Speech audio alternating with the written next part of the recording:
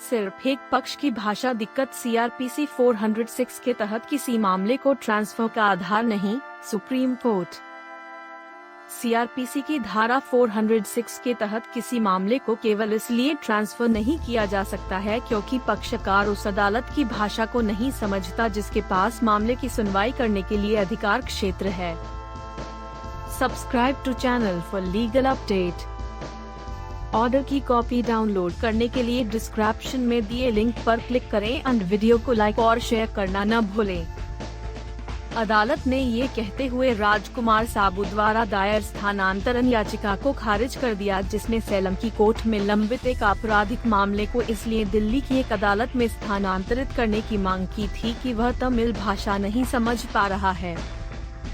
न्यायमूर्ति अनिरुद्ध बोस ने कहा कि श्री जयेंद्र सरस्वती स्वामीगल सुप्रा के मामले में भाषा विचार किया गया एक कारक थी, जब न्यायालय को उस मामले का चयन करना था जिसमें मामले को स्थानांतरित किया जाना था।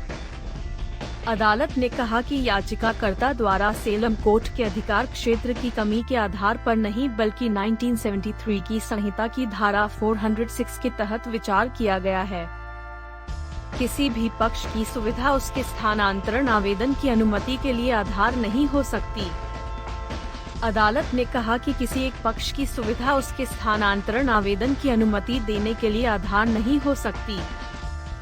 याचिकाकर्ता ने यह भी कहा था कि नई दिल्ली में पक्षकारों के लिए कार्यवाही करना अधिक सुविधाजनक होगा क्योंकि सिविल वाद जुड़े मामले दिल्ली उच्च न्यायालय में ही सुने जा रहे हैं।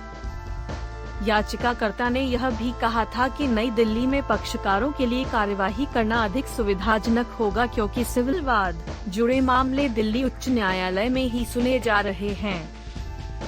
याचिकाकर्ता ने यह भी कहा था कि नई दिल्ली में पक्षकारों के लिए कार्यवाही करना अधिक सुविधाजनक होगा क्योंकि सिविल वाद जुड़े मामले दिल्ली उच्च न्यायालय में ही सुने जा रहे हैं।